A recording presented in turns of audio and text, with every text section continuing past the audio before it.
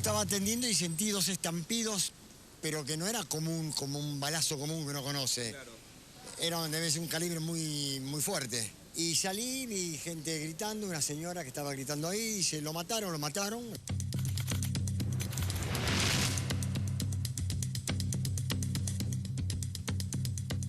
El muchacho tenía un casco, estaba boca abajo, empezó a salir sangre por debajo de él.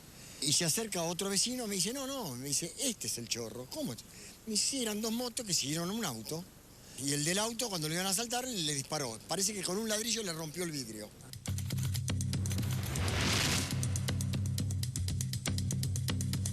Me dijo un oficial que ya se había entregado el que disparó, que parece que era un instructor de tiro, eso es lo que me dijeron.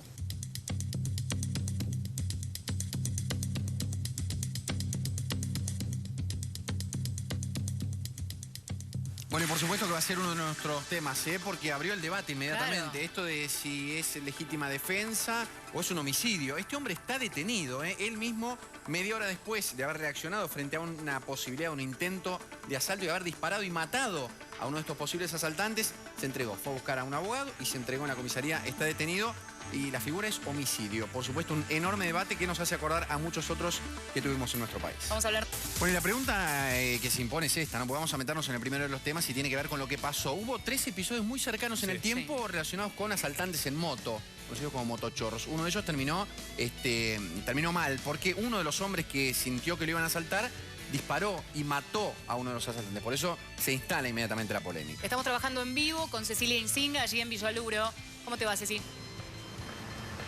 Valeria, Federico, muy buenos días. Estos 3 episodios que ustedes contaron que ocurrieron prácticamente simultáneamente en un rango de unas 2-3 horas ayer después del mediodía se dieron en Villaluro, donde estamos ahora, también en Flores y en la zona de Palermo. 14 delincuentes en total intervinieron en estos 3 hechos delictivos. Puntualmente donde estamos nosotros ahora, en Villaluro, esto ocurrió minutos antes de las 2 de la tarde.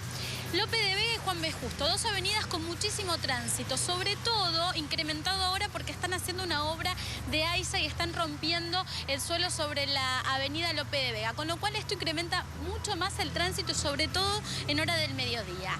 Minutos antes de las 2 de la tarde estaban trabadas las 2 avenidas, no se podía circular porque había cambiado el semáforo, había quedado gente en medio del cruce, con lo cual los autos estaban atrapados en el tránsito. En esta situación, en este contexto de caos, aparecen delincuentes en moto, 2 motos. A bordo de cada una de esas motos, 2 delincuentes.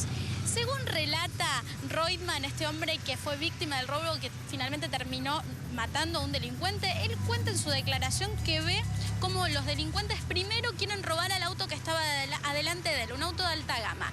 Que él se vio en una situación que no podía salir para ningún lado, que sabía que tenía dinero encima, que tuvo miedo que le roben a él y por eso tenía preparado el arma.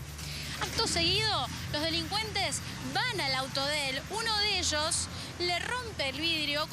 No está claro si tenía una piedra, un ladrillo o algún elemento cortante debajo del guante, porque el delincuente tenía un guante muy parecido al que yo les voy a mostrar ahora, simplemente que era de color blanco. Esto generalmente se lo ponen los delincuentes para no lastimarse la mano cuando rompen el vidrio. Y en ese momento, cuando rompe el vidrio, queda cara a cara con Reutemann, lo que hace este hombre es sacar un arma, que ya la tenía preparada según él cuenta en su declaración, y directamente le pega 3 disparos al delincuente. En principio se habían dicho 2, los testigos que están acá en el lugar nos cuentan que fueron 3, los escucharon claramente porque como salió de un arma Glock, un arma diferente a la que conocemos habitualmente, el sonido del disparo es bien diferente y muy fuerte. Una situación donde había muchísima gente trabajando, prácticamente el mismo contexto que ustedes van a ver ahora. Detrás mío, mucho tránsito, varios comercios abiertos, una confitería, del otro lado una estación de servicio y además esta obra que yo les voy a mostrar ahora, porque los obreros estaban ayer, minutos antes de las 2 de la tarde, trabajando aquí de la misma manera que lo están haciendo ahora. Es decir, que toda la situación fue visualizada.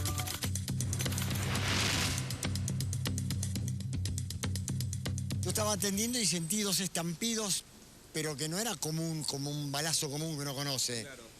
Claro. Debe ser un calibre muy fuerte. Y salí, vi gente gritando, una señora que estaba gritando ahí, dice, lo mataron, lo mataron.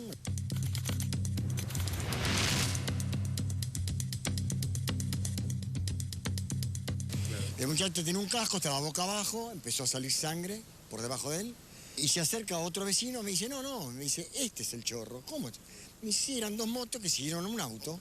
Y el del auto, cuando lo iban a asaltar, le disparó. Parece que con un ladrillo le rompió el vidrio.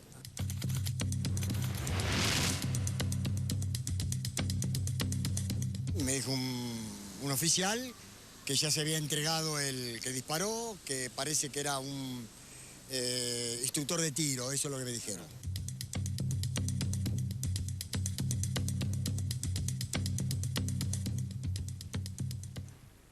Bueno, vamos a retomar este tema, por eso estamos con nuestro invitado, el doctor Gustavo Enrique Lastra, abogado penalista. Y la pregunta que nos hacemos de hoy temprano es esta: ¿es homicidio o legítima defensa? Está detenido este hombre, acusado de homicidio simple en principio.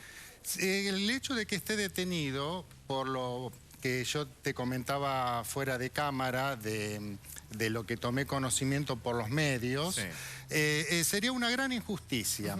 Porque la legítima defensa, para que haya legítima defensa tienen que dar dos cosas. Una, que haya una agresión ilegítima, por ejemplo, una tentativa de robo, de violación, de asesinato, cualquier tentativa, sí, de agresión que no sea legítima. Una esa. Y la segunda es que la víctima tenga el tiempo y el lugar suficiente como para impedir que la agresión ilegítima se consume. La contrapartida... Por ejemplo, escaparse con el auto, si hubiese podido... bueno, eso ya no sería legítima defensa. El maestro Carrara decía, las armas de las liebres son los pies. Pero el segundo punto, ¿cómo era? ¿El que tenga el tiempo suficiente? Sí, si me dejas que te redondee un segundo más, es... ¿Por qué? Porque la legítima defensa... ¿Por qué la persona está habilitada para causar un daño a otro y ser impune? Está porque el que agrede de esa manera, de manera criminal, pierde sus propios derechos al momento de la agresión. Es decir, el que voluntariamente inicia una agresión criminal o una agresión violenta y legítima, en ese momento pierde sus derechos. Pero incluso el derecho a la vida pierde. Todos sus derechos, inclusive a la vida, a la integridad física. Pero ¿cuánto importa si está armado o no ese delincuente que intenta asaltar a esta persona? Bueno, eso ya sería una discusión finita sobre el tema de la prueba de lo que ocurre. Obviamente, si viene un chico de 5 años a pegarle a otra persona con un palito, no justifica que use para defenderse un arma de fuego. Ahora, sí, como escuché las versiones, sí, que lo agredieron con una piedra o con un ladrillo. Le rompieron claro. La persona no está... personas en moto, ¿no? La persona, la víctima, en este caso el automovilista, que es la víctima, no está obligado a dejarse matar. Bueno, no está obligado a esperar el segundo ladrillazo que le derrame la masa encefálica, perdonando la expresión. Pero se tiene que probar eso. La pregunta es, dentro de esas preguntas que nos hacemos todos cuando conocemos un caso como este, por ejemplo, es esta duda abierta en función de, hubo una agresión concreta, se le rompió el vidrio. ¿El motochorro estaba dispuesto a matar? ¿Estaba sosteniendo esa agresión como para la defensa de la otra persona? Digo, en términos de justificación. Si sostiene la agresión, culminaría con la muerte de la víctima, entonces no habría legítima defensa posible. Esto es lo mismo cuando dicen que la policía primero tiene que recibir un disparo en el chaleco antibalas para recién después de eso poder defenderse. Eso es totalmente una ignorancia, es signo de la decadencia jurídica. No tiene que haber cierta equivalencia de eso, pensamos, No. Eso es un invento moderno que no tiene ni pies ni cabeza en un lugar de occidente, de los países que tienen un derecho civilizado. En principio usted, por lo que sabe, por lo que conoce, por lo que escuchó, usted dice que escuchó en los medios, no profundamente este caso. No conozco. El hombre estaría, en principio, usted dice, mal detenido. Obviamente porque es una persona que tiene un medio de vida lícito, es decir, no hace de la delincuencia su actividad habitual, se vio sorprendido por una agresión y procedió a repeler, a evitar ser víctima fatal de la agresión. Ahora con su mirada no sé qué piensa, pero también podría provocar que la gente tenga armas y que las pueda utilizar. No, eso es otra cosa. O sea, la legítima defensa... No estaba habilitado para usar el arma ni para... En la calle, por ejemplo. Bueno, ahí le En voy su a casa, explicar. decía. No, pero le voy a explicar ese tema también con todo gusto. Sí, en el año 2004, por una errónea interpretación de la ley administrativa y por capricho, y esto no quiero entrar en política porque capricho de los funcionarios públicos hubo siempre desde que el mundo es mundo, se colocó en el Código Penal como bien jurídico protegido la buena o mala voluntad o el capricho o el descapricho del funcionario público. Entonces se criminalizó al dueño, al propietario de su arma, se criminalizó cuando la porta. Pero ¿qué ocurre? La ley de armas, que si bien es muy reprochable la ley de armas de la Argentina porque es un producto de Loperrega y de Isabel Perón, en definitiva esa ley de armas vigente, es muy reprochable porque fue para sacarle las armas a los legítimos usuarios y que se la queden los grupos paramilitares y bueno, todas esas organizaciones que estaban haciendo. Pero sin perjuicio de eso, la ley de armas es clarita que cuando una persona tiene motivos de seguridad y defensa que lo hagan necesario, puede portar el arma. Acá, obviamente, si la persona fue agredido, bueno, ahí está el tema. No se puede criminalizar sobre la base de que el funcionario un día se despierte de mal humor y a uno le deniegue la autorización y a otro no. Claro, lo que nos preguntamos es... No se puede sobre la base de la injusticia. Pero más allá de las interpretaciones. No se puede construir jurídicamente sobre la base de una conciencia de injusticia. Está bien, pero hay reglas, hay leyes. Y están escritas. Lo invitamos a repasar un poco, digamos, no, por eso la aclaro, que las leyes muchas veces cuando son injustas, es decir, cuando hay que cumplirlas. Cuando se llevaban a los judíos, por ejemplo, a los hornos de la Alemania nazi, estaba todo perfectamente legislado, decretado y reglamentado hasta su último detalle. No, está pero bien. eso no quiere decir que es una ley justa. Bueno, pero eso entramos en el terreno de la interpretación. Claro, Mi pregunta por eso, en función de lo que hoy dice el código, uno lee la letra y más allá de que tiene por ahí alguna ambigüedad, hay cosas claritas. Pero no deja de ser legítima defensa. Es decir, puede tener un problema administrativo o que le reprochen otra cosa. Pero es un reproche que es totalmente escarcelable, no es ni siquiera detenible. O sea, el reproche penal hasta... Está bien, pero el Código Penal dice específicamente qué es la legítima defensa. Y no es cualquier cosa la legítima defensa. Bueno, no es pero porque alguien interpreta que lo van a asaltar o lo van a matar, disparar. Franco, pero te aclaro una cosa. Dentro de los requisitos de la legítima defensa no se pide que la persona que se defiende tenga autorización de portar armas. No es un requisito de legítima defensa. Es otra cosa, es otro artículo que es una falta administrativa que se sanciona con una multa. Vamos a repasar la ley. No puede estar detenida la persona. A ver, vamos a repasar en unas plaquitas la ley y de paso, en todo caso, analizamos a partir de eso. ¿Cómo no? Bueno, artículo 34, inciso 6, dice exime de pena al que actúe en defensa propia o de sus derechos, siempre que se den las siguientes circunstancias: agresión legítima, necesidad racional del medio empleado para impedirla o repelerla. La necesidad racional es muy importante porque es lo que recién me decían de la proporcionalidad. Acá tenemos otro punto también. Falta de provocación suficiente por parte del que se defiende. Claro, hay que preguntarse, ¿el automovilista lo provocó, hizo algo contra el motochorro, lo agredió al motochorro? Primero, porque en ese caso sí, ya no estaría en un supuesto de legítima defensa. Bien, ¿no? bien, buena aclaración entonces, perfecto. Y sobre lo anterior, que la necesidad racional del medio empleado no es proporcionalidad.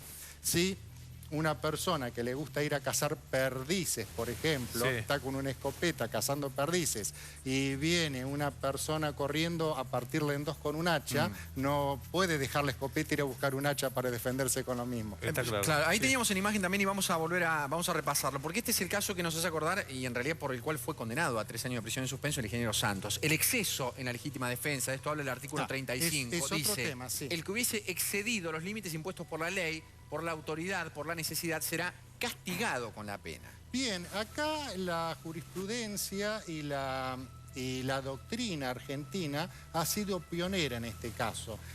Tanto juristas como Sebastián Soler, como Carlos Santiago Nino, como Justo Laje Anaya, han creado una escuela de pensamiento donde directamente ellos dicen que por la turbación del ánimo, por el estrés, por los avances psicológicos que se produjeron durante la segunda mitad del siglo XX, no puede existir el exceso porque la persona que legítimamente se defiende obviamente no puede medir en ese momento, en el caso de que sea con un arma de fuego, por ejemplo, como en este caso, no puede medir si disparó una vez o disparó 2 veces. Está una persona con un estrés, a una adrenalina, es muy importante. Y eso lo tomó, por ejemplo, Alemania, lo tomó Suiza. No, yo pienso, digo, o sea, si habla de exceso en legítima defensa, no es lo mismo. Yo, por ejemplo, puedo tener, o este hombre hubiera podido tener al delincuente, a la persona que le iba a asaltar, reducido en el piso. Una cosa es herido y otra cosa es rematarlo. Eso es un exceso en la legítima defensa. Una vez que cesó la agresión, una vez que la agresión cesó,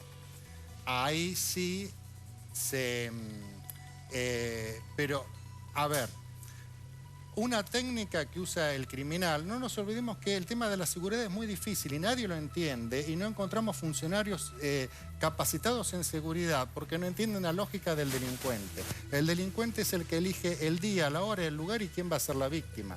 Por más fuerza pública, por más que, por ejemplo, la política de seguridad sea saturar las calles de policía, sí, claro, no va a dar resultado porque el delincuente corre con ventaja, va a elegir, claro, porque es el que elige. Él es el que elige quién va a ser la víctima. Si dicen, yo lo voy a asaltar al doctor Lastra, y cuando salgo me encuentro justo con un policía amigo y me pongo a charlar con un policía y se para el patrullero, nos ponemos a charlar y no me van a asaltar en ese momento, van a esperar o van a buscar a otro.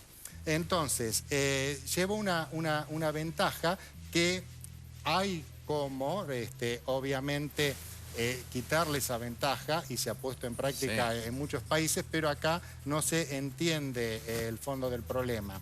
Entonces, esto venía a... ¿Cuál era la pregunta? No, estábamos hablando del tema de la legítima defensa específicamente, porque justamente se habla en este caso puntual que ocurrió en Villaluna en las últimas horas, justamente si estuvo bien o estuvo mal y por qué la justicia lo tiene detenido o demorado. Eso es una injusticia, ¿por qué? Porque yo la vez pasada, y esto se lo comenté a mucha gente, en momentos que voy a ver a otra persona por otro caso de legítima defensa que estaba detenida, entonces me pregunté, ¿y doctor, qué tengo que hacer? Entonces, y yo me quedé pensando y no lo encontré solución.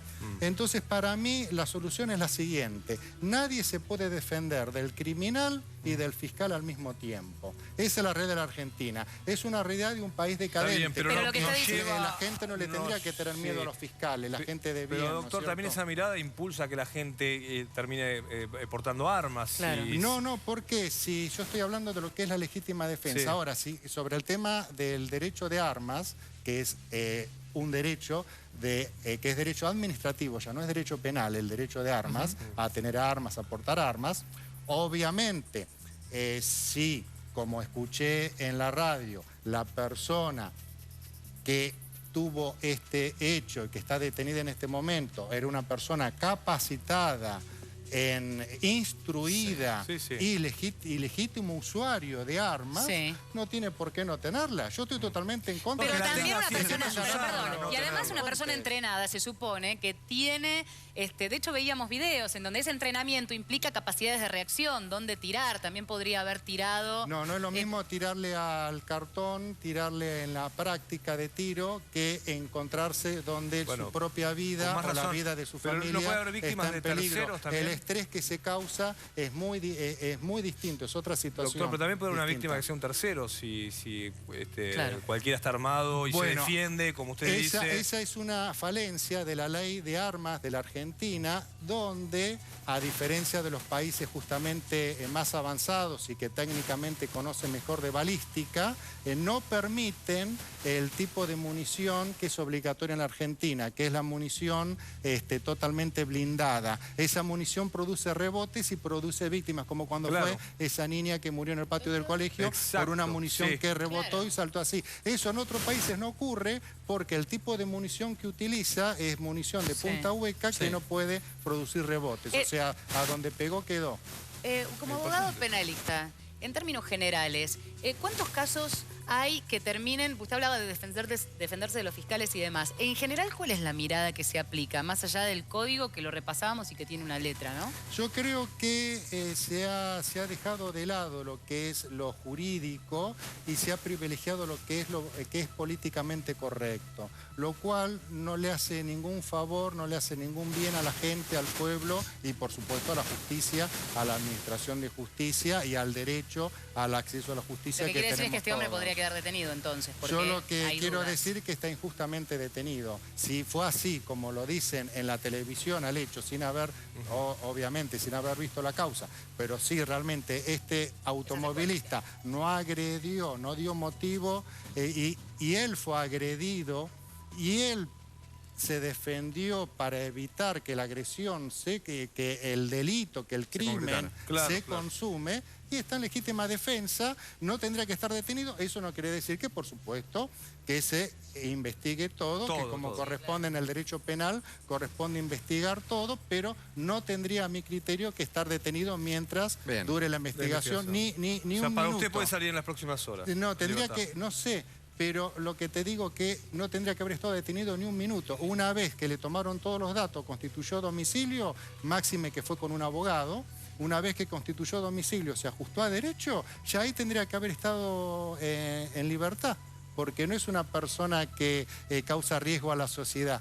Doctor, le agradecemos por su mirada. No, gracias a ustedes por la invitación. Muchas gracias. Bueno, cambiamos de tema.